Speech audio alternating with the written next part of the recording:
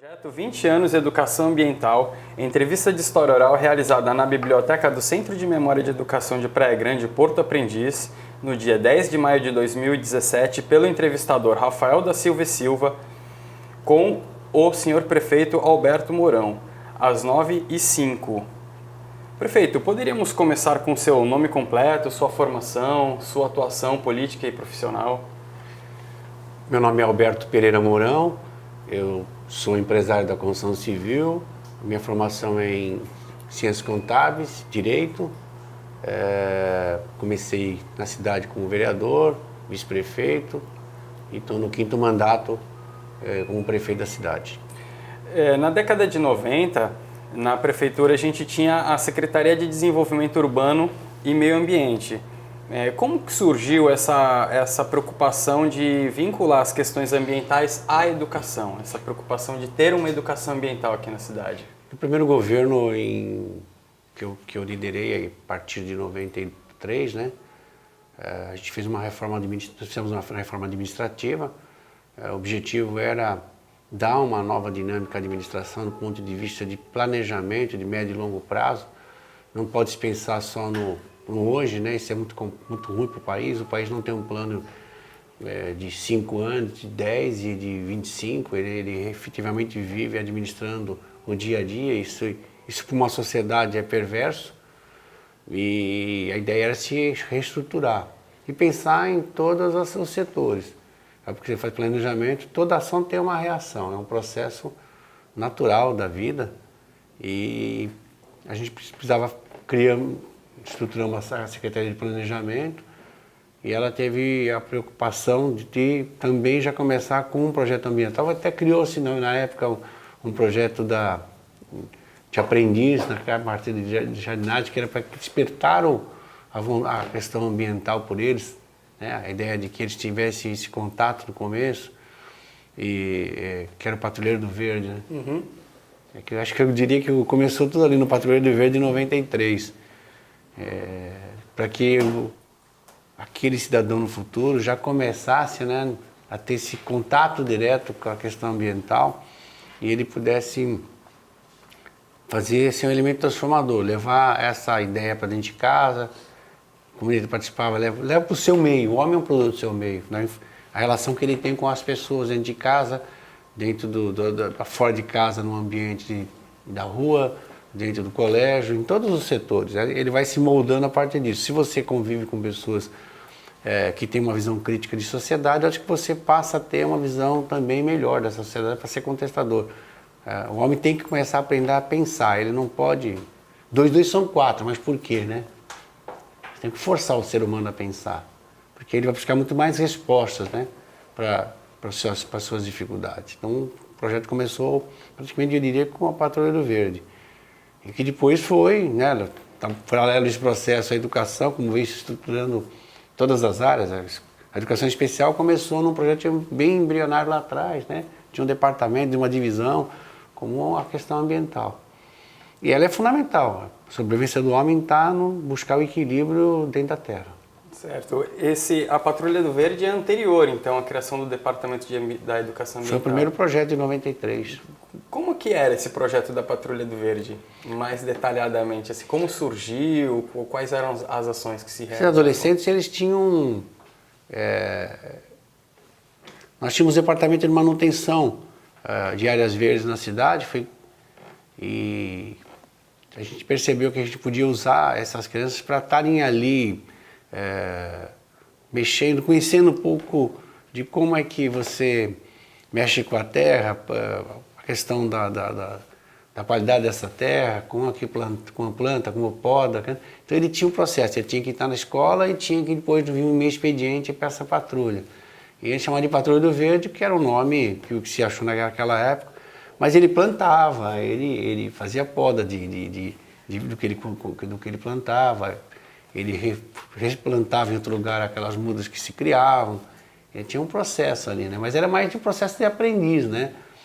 O objetivo era criar um elemento que pudesse, estruturar um elemento que pudesse ter essa visão crítica do meio ambiente e, ao mesmo tempo, poder se despertar para uma profissão. Eu falava, pode ser um um cara ligado à botânica amanhã, né? De repente ele gostou daquilo e ele resolve abraçar a profissão, né? Pode ser no meio do caminho e falar, não, eu vou trabalhar mais na área de jardinagem, então já vou começar por aí para depois desembarcar em outras profissões mais avançadas. Quer dizer, era para despertar a discussão. Certo. E esse projeto ele era realizado no espaço onde hoje encontra-se o Departamento de Educação Ambiental, lá no Portinho? Ali era a sede, né? No Portinho, era a sede do projeto. Certo. Aí desse projeto é que surge então o Departamento de Educação Ambiental. Aí 4 anos depois, 3, 4 anos depois é que surge o departamento. Ok, e você saberia nos dizer assim ações mais pontuais do departamento? O que se esperava desse departamento? Queria interligar, tudo está interligado dentro do município. A gente fala que a Secretaria de Educação, o processo educacional, ele não é isolado como a saúde não é isolada. Não dá para trabalhar de forma isolada, porque se o papel da educação é levar um cidadão mais consciente, como é que ele vai ter consciência se ele não convive com o dia a dia desse processo? Então todo tem que ter uma interligação nesse processo.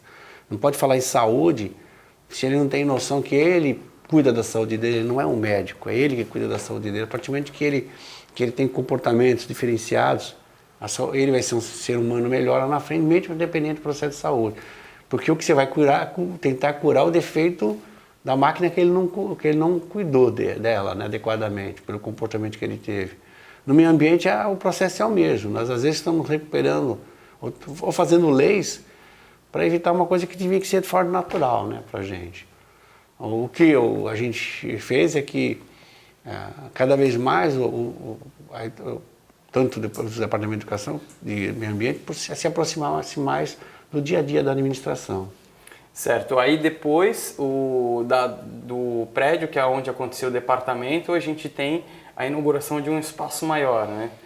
Sim, você vai ampliando as ações, você vai melhorando. É uma dinâmica, o mundo não é estático, né? Até porque você começa como pode, não começa como quer, né? A gente tem, e mesmo quando você acha que já terminou, você ainda está começando a sua vida. Ela é uma necessidade de renovação e que faz você se tornar vivo, né? Um ser extremamente vivo. Vivo, às vezes você está andando, né? Mas não está vivo porque você não está interagindo com o mundo. Você simplesmente é vegetativo. Então eu acho que assim, vale isso para as administrações, para os departamentos, para as divisões, para as estruturas. Elas interagem com o que está acontecendo, com as interferências externas que tem. O departamento vem no processo evolutivo e não vai ser esse que está aí agora. Ele tem necessidade de interagir com uma dinâmica, principalmente do jovem, porque é esse que nós temos que nos preocupar agora. O adulto a gente tem que fiscalizar hoje, né? E tentar conscientizar de uma forma um pouco pela pressão. O jovem é aquele que vai transformar totalmente esse processo, porque ele vai ter no seu subconsciente a ideia da necessidade de preservação do espaço. Entendi. Em falar em espaço, você poderia comentar um pouco sobre a revitalização do Portinho, inclusive o fato do departamento estar inserido ali naquele espaço? O Portinho já tem mais de 40, 50 anos, né? 40 anos, 40 e poucos anos, 40 e tantos anos de Portinho, mas sempre foi um equipamento abandonado que a população ainda hoje não frequenta com a intensidade que frequenta, né? Mas era assim, porque as pessoas veem mangue, cheiro de mangue, podre, só falta querer passar algum produto para desinfetar ali, né? A ideia é que cheira mal porque você, na verdade, tem esgoto. Pode até ter algum elemento estranho em decorrência da questão ambiental, mas não há dúvida que o mangue sempre vai cheirar, né? Uhum. Assim, parece que a gente se afastou um pouco dali por esse fator da existência dessa situação. E nós tínhamos necessidade de criar um lugar de lazer, mas que mantivesse um pouquinho de equilíbrio, o total equilíbrio, né? E aí, quando fiz a reformulação do espaço, levando todas as faixas etárias, aí percebi que tem espaço para criança, para o adolescente e para o mais avançado da idade, né? Então, de forma que essa essa frequência fosse, e eu defendo muito essa questão da presença de todas as faixas etárias juntos, sempre nas atividades, porque eu acho que é o que falta para o país, né? A gente ter esse respeito pelas gerações, né, futuras e passadas, né? Porque de forma que a gente consiga entender a importância de cada momento da evolução de da raça humana. E aí o Brasil tem esse defeito profundo, eu acho que está ligado a uma questão cultural, muito milenar já para nós, milenar não, mas eu diria assim, no início da nossa formação. Ali na reestruturação você vê que tem a questão da pesca mais com equilíbrio, a questão da navegação, e é um ponto de apoio para fazer os passeios monitorados educacionais, né, que são importantes, para mostrar a degradação, mas a presença de vida lá naquelas áreas. A gente não conseguiu uma coisa que a gente tem que perdurar, que era uma passarela em cima do mangue, naquela área que vai em direção à pista, aquele trecho todo. A ideia era se fazer um passeio monitorado dentro do sistema. E esse projeto de fazer essa passarela, ele vive ainda? Há essa intenção de... O desenho está feito, precisa de uma autorização ambiental. Não é para cortar nada, é fazer pequenas, tipo palafitazinhas, que você passeasse e mostrasse a vida dentro desse mangue. Aí os alunos poderiam sair para fazer... Eles já têm essa vivência, né, no barco, e é interessante que os esportes náuticos ali, eles de certa maneira eles aproximam também as crianças desse espaço, né? É interessante. Agora, além do departamento ambiental, nessa sua trajetória aqui em Praia Grande, você poderia nos dizer um pouco sobre as questões ambientais de forma mais geral, assim, para além da questão da educação, da educação ambiental, mas ações pontuais da prefeitura em relação à questão ambiental, como que a administração viu essa questão ao longo desses anos? Eu costumo dizer, um dia eu vou falar uma frase que pode chocar, né? Eu digo que o homem, para nascer, tinha que ter autorização ambiental. Ele tinha que ter licença de autorização para nascer, porque todo ser humano, quando nasce, ele é um elemento de impacto ambiental. Ele consome, irradia 80 watts de energia. Então o corpo da gente, no espaço, está irradiando 80 watts de caloria. Se botar 10 pessoas numa sala, mais que seja equilibrado o ambiente, ele daqui a pouco fica com calor, né? Porque começa a irradiar. Então tem aqui o cálculo de ar-condicionado, pela metragem cúbica, mais o fluxo de gente que vai ter ali dentro, né? Não é só pela metragem cúbica. Você tem que calcular qual é o fluxo de gente que vai ter. O homem, quando nasce, ele já é um elemento que vai produzir 700, 800 gramas de lixo diariamente. Ele vai ser o indutor desse consumo. 2/3 do corpo humano é água. Fica aí uma pergunta, né? Não tinha esse ser humano, 2/3 de armazenamento de água nele constante até a existência dele. Então, se nós temos 2/3 de água no mundo, imagine cada vez que a população está crescendo, nós estamos armazenando água no corpo de alguém. E estamos consumindo para o seu dia, consumindo para o seu dia de banho, né, para a sua higiene pessoal, consumindo pela alimentação, porque produção de alimentação depende de água, né, a agricultura depende de água para produzir o alimento para aquele ser humano. Então, você vê, no descarte ele provoca lixo, na existência ele provoca impacto de calor na massa da terra. E a gente vai passar algumas coisas básicas na questão da água e o saneamento básico também, né? Então, assim, e a necessidade de consumo, né? A partir do momento que ele vai ser um consumidor de outras áreas fora da alimentação, né? De roupas, de carro, de tudo, ele vai consumir extração mineral, ele vai consumir uma porção de coisa. Então, a gente tem que achar uma forma de continuar o mundo a crescer, a raça humana a crescer e evoluir, mas que isso não seja uma crise civilizatória para nós. Porque, assim, pensando onde foram parar as civilizações passadas, né, as mais antigas, a extinção dela, por que acabaram? Já que nós não chegamos num processo de uma crise civilizatória. Já tivemos crise civilizatória. Eu acho que a gente está a caminho de uma nova. Não quero dizer que isso vai acontecer no ano que vem.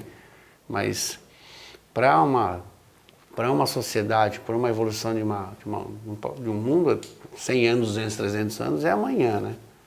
Porque você não contei hoje, tudo que nós temos que dar hoje uma desacelerada, a gente tem que pensar num processo de super prazo, mas esse super prazo de uma civilização é pequeno. Nós não dê tempo para mais nada. E eu diria que a nova componente, ou talvez seja um dos componentes, quando você junta ambiente com os conflitos sociais, que também estão um pouco ligados a isso, mas religião, economia, né? E se junta a questão de ausência de meios, porque a partir do que você não pode se mais... Você está extraindo e não está aguentando, é óbvio que a gente vai ter um estresse social mundial. Para a gente evitar isso, a gente tem que buscar um equilíbrio desse processo de crescimento. E o meio ambiente, acho que é a parte mais importante disso. Porque nós sempre temos aquele processo de nada pode, mas a gente continua crescendo populacionalmente. Então a gente precisa buscar alguma coisa que pudesse entender isso. Porque os meios de produção, eles estão nesse estado de produção porque você está crescendo. Se a gente falasse assim, vamos olhar para o Brasil, que tem 200 milhões de habitantes, e eu vou mandar no tempo de 100 milhões de habitantes. Eu tinha que desistir de agricultura para comer. Agora eu tenho que produzir por dobro dessas pessoas 50 anos depois, 60 anos mais depois. E aí? Eu não estou produzindo nenhum bem supérfluo, estou produzindo comida. Estou produzindo energia, para ele consumir energia. Né? Estou produzindo a captação de água e tratando essa água para poder ele consumir. Eu tenho 2, 3 bens aqui que não são supérfluos para a vida do ser humano. Mas a gente continua, agregou mais 100 milhões de pessoas e tem um discurso equivocado. A gente precisa achar um meio, como é que nós vamos viver nesse ambiente de forma equilibrada, né? Protegendo aqueles que estão mais indefesos, que são o meio ambiente, que é os animais, né? Toda a flora e a fauna, que na verdade tem uma função efetiva, né? De sobrevivência de nós mesmos. Nós, sem querer, nós agredimos eles e nos agredimos também, porque nós vamos sucumbir junto com a extinção deles. E a gente precisa buscar esse equilíbrio. E essa discussão ela tem que sair da histeria, ela sair desse processo. Não pode. Né? Foi quando eu disse que não pode, então a gente tem que ter uma certificação de para nascer. Né? Você não pode fazer mais nada. A gente pode fazer tudo, desde que você faça o quê? A política da reaproveitamento dos meios. Então, não pode extrair, mas vamos estabelecer regras que possam reaproveitar tudo aquilo que nós estamos tirando do solo, né? A expansão, a discussão. Parou a discussão de se eu tinha 20 mil, vamos para Grande tinha 30 mil habitantes há 40 anos atrás. Eu já tenho 315 e vai chegar nos próximos 8 anos a 400 mil habitantes. Você não bota 10 vezes mais população numa região sem expandir. Então a discussão é, melhor verticalizar ou horizontalizar uma cidade? Eu defendo hoje que tem que se verticalizar, para evitar o desmatamento. Né? Para a gente evitar o desmatamento, aproveita melhor o espaço urbano desmatado. E há uma discussão antiga de que a verticalização era danosa. Eu não sei se é mais danosa do que você tem mecanismo para fazer uma verticalização com qualidade de vida. O que não pode é continuar expandindo. Se é uma cidade horizontalizada, é óbvio que ela vai buscar espaço. Se Praia Grande hoje tivesse que construir tudo que está construído aí, tomando de forma horizontal todo o térreo, nós já teríamos desmatado 100% da cidade, talvez não coubesse lá. Entendi. Então, assim, a cidade tem hoje, só para vocês terem um número mais adequado, 180 mil imóveis. Desses 180 mil, aproximadamente 120 mil são apartamentos. eu teria que seria aumentar 2/3 da cidade para poder jogar tudo no horizonte morando. E é humanamente impossível, né? Uhum. Então, assim, o que eu estou falando é que nós paramos de discutir a questão ambiental, mas do ponto de vista de buscar uma resposta, mas sempre com essa coisa, vou voltar a falar. Eu existo e meus filhos vão vir e meus netos virão. Então, eu preciso achar uma forma de deixar para eles um equilíbrio disso aqui. Senão eu estou criando um ambiente errado. É chocoso falar isso, mas quando um ser humano nasce e ele não tem onde morar, ele invade o mangue, ele invade a mata, ele desmata, ele faz porque é uma questão de sobrevivência para ele. A gente precisa buscar uma resposta para essa situação. Então, quando eu acho que a gente tem que se aprofundar nisso, só a educação vai fazer. Porque a educação, e se ele tiver noção de que dessa coisa que eu estou falando aqui agora, que eu acho que essa é uma questão que precisa ser discutida, que quando ele tiver essa percepção de que para ele viver ele precisa de forma mínima de tal coisa, e essa mínima de coisa que ele precisa para viver, do ponto de vista biológico, ele vai ter que agredir o ambiente, se ele não pensar como superar isso. A tecnologia tem que vir para isso, a discussão não tem... A gente tem... E aí eu não estou defendendo um Estado socialista, não, mas eu acho que a gente tem que começar a pensar que a tecnologia não tem que vir para concorrer economicamente e oferecer ao ser humano coisas que talvez não fossem tão necessárias, mas tem que vir para fazer uma atualização tecnológica que nos permita vivemos em mais pessoas com menos meios, né? Sim, se eu não precisar construir uma nova hidrelétrica, porque eu consigo com a mesma energia viver com essa população atual e mais uma quantidade que vai crescer, eu já fiz o meu trabalho tecnologicamente. Vamos dar um exemplo? Eu acho que o LED veio para fazer isso, né? Pra vocês terem uma ideia, o Brasil tem hoje em torno de 20 milhões de lâmpadas públicas de rua, de iluminação pública. Deve estar mais ou menos isso. Para quem tem 32 mil lâmpadas. Se substituísse hoje 100% de todas as lâmpadas públicas do país, o consumo seria a redução do consumo do tamanho do Itaipu. Então, o LED vem, porque uma lâmpada de LED, nós vamos colocar a lâmpada de LED agora de 80 a 90 watts, que representa uma lâmpada de 360 a 400 watts. Então eu arranco uma lâmpada de 400, de consumo de 400 watts, e boto uma de 80 a 90. Então eu estou consumindo menos energia. Agora soma isso, você vê o tamanho do consumo de energia todos os dias só para a iluminação pública. E aí você começa nos outros aparelhos. Então, quando você fala em projeto de aparelho econômico, o que se vende às vezes olha, você tem que comprar aquele aparelho que tem uma visão lá atrás, um indicador de consumo. Mas a gente só pensa no bolso da gente. Essa é a coisa, tem que parar de pensar no bolso, eu estou economizando energia. Não, se todo mundo na sua casa começasse a falar, hoje vou sair daqui, escutei o Mourão falar isso, e vou substituir todas as minhas lâmpadas por lâmpada de LED em casa. Agora se a gente sai para o setor... Então, quer ver, o setor público-privado, você imagine o tamanho do enxugamento da necessidade de demanda. Que automaticamente, se você reduzir o consumo de energia para iluminação pública e para consumo residencial, que é uma necessidade, né, você tem que ter a tua geladeira, teus equipamentos, esse valor, esse produto, essa geração de energia que vai sobrar, ela acaba beneficiando o setor produtivo que precisa continuar crescendo e produzindo algo para nós vivermos. Né? Em todas as áreas da alimentação, em todas as áreas. Então, quando eu falo em tecnologia, que venha para nos ajudar a manter o equilíbrio, não expandirmos a necessidade de extração.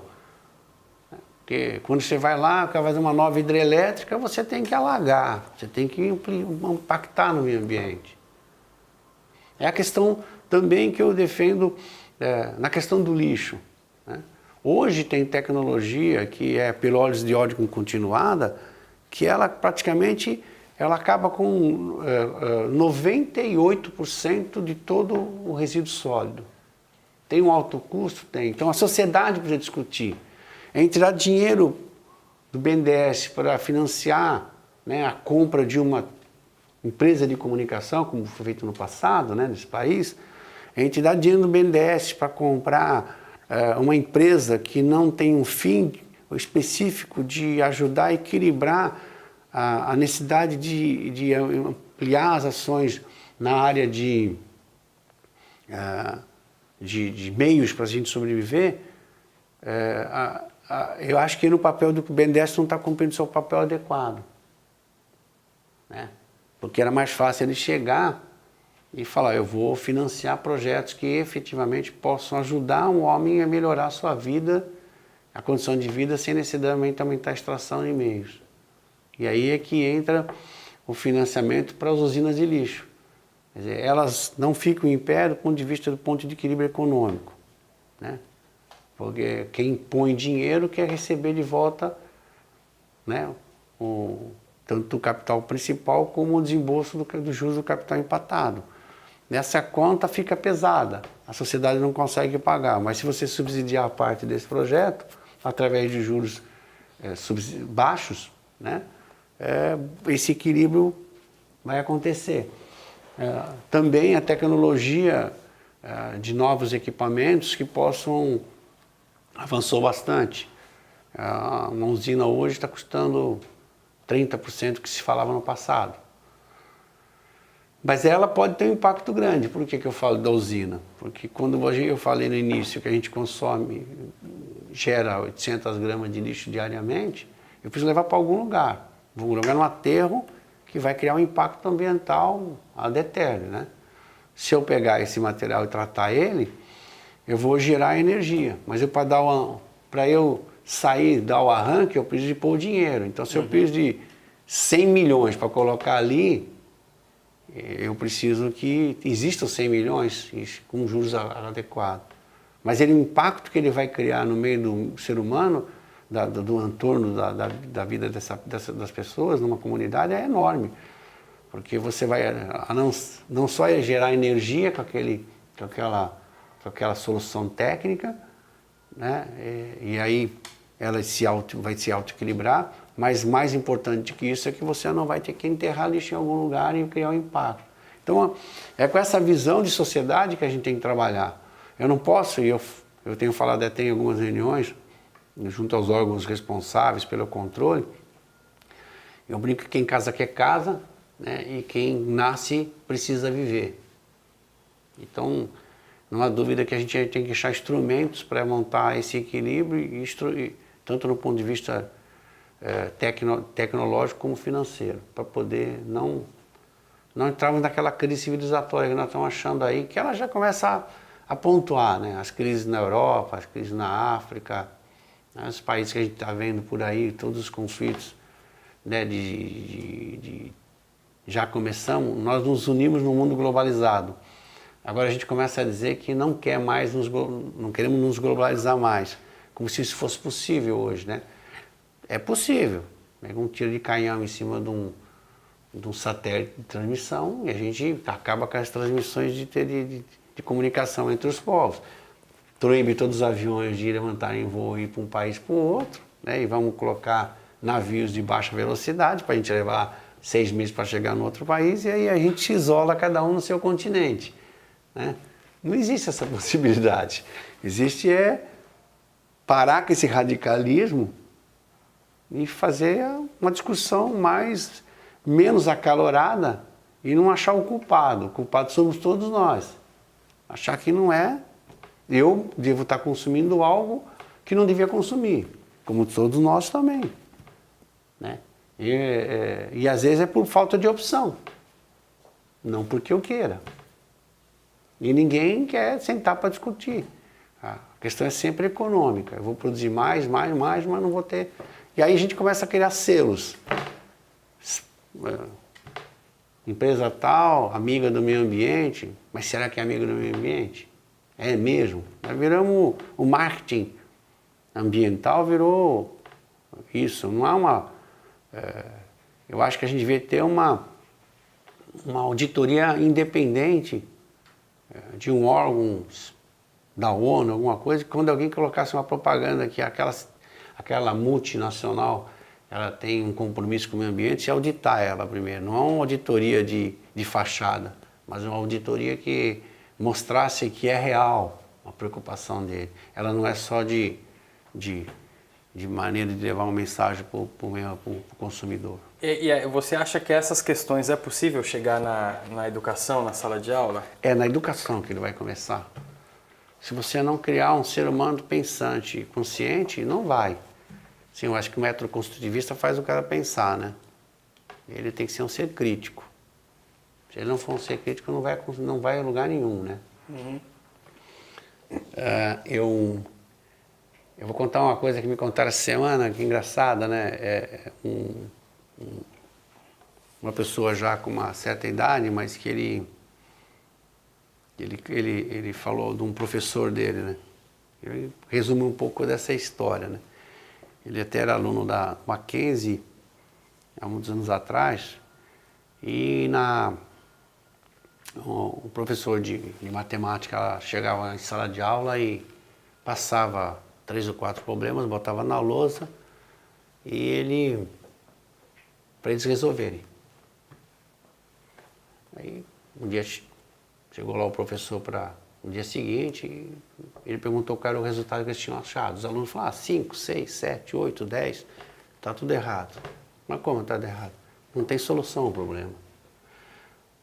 Os alunos ficaram indignados, né? E ele contou isso porque ele foi obrigado, não foi obrigado, ele foi pressionado pelos dois alunos a fazer um documento e levar a diretoria para pedir tirar o professor do colégio, da faculdade. Aí pediram o documento para tirar, o professor no dia seguinte, ou 2 dias depois, foi no laboratório, comprou comida, bebida, refrigerante, fez uma festa para os alunos. Tipo, alguém vai falar, está cooptando os alunos, para não ser mandado embora, né? E aí estava todo mundo comendo ali assim, para contar para vocês, por que vocês queriam me mandar embora da faculdade? Vai ser difícil vocês tirarem aqui, eu estou aqui há 20 e tantos anos, né? Não vão conseguir me tirar daqui. Aí o cara falou assim, sabe o que é, professor? É que o senhor passa o problema, depois de a gente falar tanto, o senhor fala que não tem solução. Então isso não é nós entendemos que nem uma aula. Eu falei assim, é mero engano seu. O problema não tinha solução, com muitas coisas no mundo não tem solução, né? Mas quando eu passei o problema para vocês, vocês se debruçaram sobre aquilo e ficaram fazendo contas e cálculos e cálculos e cálculos, que isso aí fez você pensar. Eu não estou aqui para dizer para vocês que o problema tem solução e pronto. Eu estou aqui para fazer vocês serem estimulados a pensarem sobre o problema. Porque uma hora vai achar uma solução para algum problema. Agora, se você não for estimulado a pensar, você vai ser estático, você não vai fazer nada. Essa é a realidade. O mundo está nesse caminho. Nós estamos vivendo uma coisa que este faz. E eu não preciso pensar. Quando 10 pensam, é muito ruim. A gente precisa que todos pensem. Porque essa coisa irradia, sabe, até uma consciência. Na pior hipótese, quando 10 acharem a solução, os outros 100 falam assim, cara, agora a gente vai por aqui. Porque pelo menos ele se debruçou para pensar. Entendi. A gente precisa que isso haja. Porque às vezes, de repente, os outros 100 falam assim, não vou fazer isso que esses caras estão pensando, porque ele nem teve a intenção de se debruçar sobre a questão. Então, na questão ambiental, né, pode ser que meia dúzia pensem sobre a questão do equilíbrio, né? E aí vira uma ilha, né, da exceção ali que não consegue caminhar. Se você tivesse todo mundo trabalhando, concorda que se quem ocupasse os espaços públicos no país começaria a pensar um pouco de forma diferente, porque ele já estaria, né, com essa índole. Certo, isso. Em relação a essas questões ambientais, como que você enxerga, então, essa trajetória dos 20 anos da educação ambiental aqui em Praia Grande? A gente já caminhando e depois eu pergunto para a Mônica se ela tem mais alguma pontuação. Caminhou bastante. Hoje existe uma sistematização das políticas públicas em todas as áreas, dentro da administração. Não só na educação. Não só na educação, Certo. que se irradia, lógico. Há um intercâmbio entre essas políticas, podemos dizer assim, um diálogo Sim, há um consolidado? há um diálogo hoje. Ele tem que se aprofundar mais, né? Tem que se aprofundar. Seria aí uma mentira eu falar que ele está pleno, não está pleno, precisa se aprofundar. Eu venho batendo muito de que não há isolamento de nenhuma secretaria, não há uma interligação entre, como na educação tem uma interligação entre as matérias, não há dúvida disso, que na hora da execução, no dia da operacionalização daquilo que você aprendeu, ela tem uma interligação no processo normal das empresas, e de uma prefeitura é uma empresa. Acho que fora, no meio da rua, gradativamente isso está se começando a crescer. A gente percebe alguns jovens já com esse processo de consciência, a gente percebe isso, porque nós se não muda para mudar uma geração são 25 anos, né?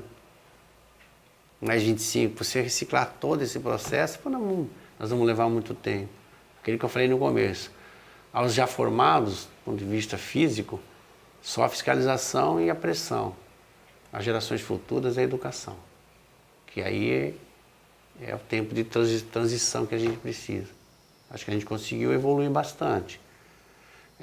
O monitoramento, o passeio em áreas degradadas, mostrando o impacto. Às vezes, eu receio de levar um lugar impactado, dá a impressão de que há um relaxo do poder público. Não, o prefeito não foi lá e jogou entulho no mangue. Não foi o prefeito que jogou, né?